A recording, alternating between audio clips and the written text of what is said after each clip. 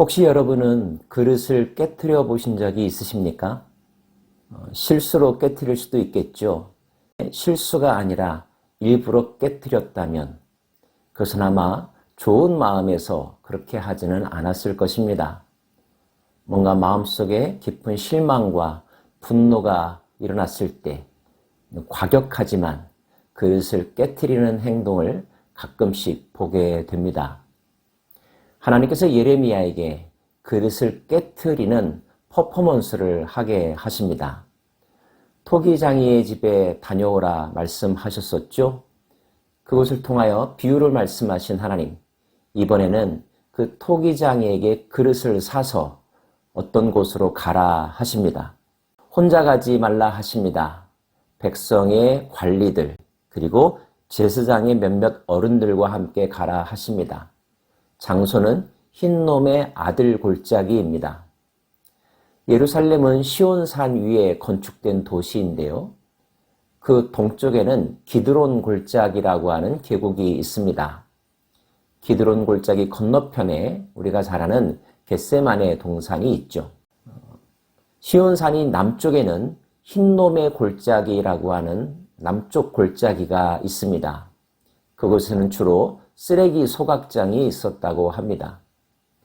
흰놈의 골짜기에서 남서쪽으로 조금만 더 내려가면 흰놈의 아들 골짜기라고 불리워지는 장소가 있는데 그곳으로 가라 하신 것입니다. 그리고 그곳에서 이렇게 외치라 하셨는데요. 보라, 내가 이곳에 재앙을 내릴 것이라. 그것을 듣는 모든 자의 귀가 떨리니 이는 그들이 나를 버리고 이곳을 불결하게 하며 이곳에서 자기와 자기 조상들과 유다 왕들이 알지 못하던 다른 신들에게 분향하며 무죄한 자의 피로 이곳에 채웠음이며 또 그들이 바알을 위하여 산당을 건축하고 자기 아들들을 바알에게 번제로 불살라 드렸나니 이는 내가 명령하거나 말하거나 뜻한 바가 아니니라. 유대인들이 하나님 아닌 이방 신을 섬겼던 모습, 어제 오늘의 일들은 아니었지만 특별히 다른 신을 섬기면서 도저히 이해할 수 없는, 용납할 수 없는 제사 행위를 한 적도 있었는데요. 그것은 이방 신에게 자신들의 아들들을, 자녀들을 불살라 인신공양하는 제사도 서슴지 않았다는 것입니다. 그와 같은 일은 언제 있었을까요? 그들은 도대체 어떤 이익을 얻기 위하여 그와 같은 비인간적인 행위도 했던 것일까요? 그들이 몰렉, 바알, 아세라 신을 섬기면서 흰놈의 아들 골짜기에 도벳이라고 하는 이방 사당을 짓고 그곳에서 제사 행위를 하면서 그와 같은 일을 서슴지 않았던 것입니다. 하나님은 인격적이요, 생명을 존중히 여기는 분이시죠. 하나님은 인간의 죄를 짊어진 짐승들을 잡아 제사 지내라고 말씀하신 적은 있지만 결코 사람의 생명을 죽여 하나님께 제사하라고 말씀하신 적은 없으셨던 분입니다. 때문에 하나님이 원치 않았던 이 행동을 한 것은 명확하게 하나님과 다른 길을 가고 있다는 것을 의미하며 하나님의 말씀을 거역한 행동임이 분명하겠죠? 그 일에 대하여 대가를 치르게 하시겠다 말씀하는 것입니다.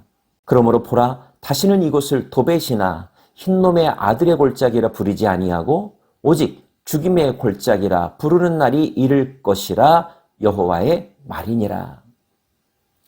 이제까지는 지켜보고 있었지만 더 이상 허락하지 않을 것이다. 그리고 이곳은 그들이 제사 지내는 장소가 아니라 죽임의 골짜기, 사륙의 골짜기라 불리워지게 될 것이다. 강력한 심판을 예고하고 계십니다. 내가 이곳에서 유다와 예루살렘의 계획을 무너뜨려 그들로 그 대적압과 생명을 찾는 자의 손에 칼에 엎드려지게 하고 그 시체를 공중의 새와 땅의 짐승의 밥이 되게 하며 이 성읍으로 놀람과 조롱거리가 되게 하리니 이 모든 재앙으로 말미암아 지나가는 자마다 놀라며 조롱할 것이며 그들이 그들의 원수와 그들의 생명을 찾는 자에게 둘러싸여 곤경에 빠질 때에 내가 그들의 아들의 살, 딸의 살을 먹고 또 각기 친구의 살을 먹게 하리라 하셨다 하고 너는 함께 가는 자의 목전에서 그 옹기를 깨뜨려라. 예레미야는 하나님의 말씀대로 했을 것입니다. 함께 따라갔던 백성의 관리들, 제사장들, 영적 지도자들 그 장면을 보았겠죠. 쨍그랑 소름이 끼치고 불쾌한 감정을 유발하는 소리입니다. 아, 저렇게 깨어진다면 다시 회복은 불가능하겠구나.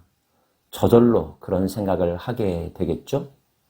그와 마찬가지로 이 도성이, 이 땅에 사는 사람들이 참혹한 상황에 직면하게 될 거라는 것이 하나님의 메시지였습니다. 하나님은 그 사실을 명확하게 예레미야 입을 통하여 선포하게 하시죠. 그들에게 이르기를 만군의 여호와께서 이와 같이 말씀하시되 사람이 토기장이의 그릇을 한번 깨뜨리면 다시 완전하게 할 수 없나니 이와 같이 내가 이 백성과 이 성읍을 무너뜨리리니 도벳에 매장할 자리가 없을 만큼 매장하리라. 이제 흰놈의 아들 골짜기에 있는 도벳이라고 하는 사당은 수많은 사람들이 죽음당하여 더 이상 사람들을 매장할 곳이 없을 정도로 폐허가 될 거라는 것입니다. 예루살렘 집들과 유다 왕들의 집들이 그 집 위에서 하늘의 만상에 분향하고 다른 신들에게 전제를 부름으로 더러워졌은즉 도벳 땅처럼 되리라 하셨다 하라 하시니 그들이 선택받았다고 여겨지는 이 땅, 거룩한 도성이라고 일컬어졌던 한때 자랑스럽게 여겼던 예루살렘과 그 성 안에 지어진 아름다운 건축물이 겪게 될 운명임을 분명하게 말씀하라 하십니다. 예레미야를 통한 이 강력한 메시지를 듣는 지도자들의 마음은 어떠했을까요? 얼마나 두려움을 느꼈을까요? 동시에 책임감도 느꼈을까요? 예레미야는 도벳에서 돌아옵니다. 성전 입구에 섭니다. 수많은 사람들에게 다시 한번 선포합니다. 만군의 여호와 이스라엘의 하나님께서 이같이 말씀하시되 보라 내가 이 성읍에 대하여 선언한 모든 재앙을 이 성읍과 그 모든 촌락에 내리리니 이는 그들의 목을 곧게 하여 내 말을 듣지 아니함이라 하시니라. 하나님의 말씀을 듣지 않으면 이처럼 엄청난 재난을 겪게 될 거라는 것 그들이 평소에 한 번쯤 생각해 봤을까요? 진지하게 생각해 본 적이 있었다면 그들은 문득문득 자신의 행동을 돌아보았을 것이고 절제했었을 것입니다. 하지만 어느 순간부터 그들은 하나님을 까맣게 잊어버렸습니다. 여기저기서 하나님의 말씀을 전하는 선지자들의 목소리가 있긴 했었지만 이미 마음이 다른 곳에 팔려 있었기 때문에 전혀 귀에 들어오지 않았고 마음도 움직이지 않았죠. 급기야는 그들의 마음을 불편하게 한다는 이유로 그 스피커들의 입을 막으려 했습니다. 추방하려 했습니다. 어떻게 그런 일이 있을 수 있을까? 한 사람이라도 있지 않았을까? 질문할 수 있겠지만 정말로 그 땅 가운데는 제대로 된 사람 한 사람도 하나님의 말씀에 귀 기울이지 않았다는 것을 이미 하나님 말씀하신 바 있습니다. 이 성 중에 의인 한 사람만 있어도 내가 이 성을 멸하지 않겠다 말씀하지 않으셨습니까? 역사를 되돌아보면 광란의 시대가 있습니다. 모든 사람들이 다 무엇인가 홀린 것처럼 비이성적인 행동, 광기에 사로잡힐 때가 있습니다. 10년, 100년의 시간이 지나고 난 다음에 되돌아보면 왜 그때 그렇게 했었을까? 그때 조금만 더 이성을 찾았으면, 절제했었으면 하고 역사적인 평가와 더불어 후회를 하는 사건들이 있지요.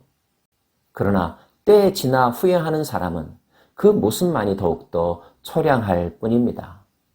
때를 놓치지 말아야 하고요. 때에 앞서서 선제적으로 하나님을 찾아야 합니다.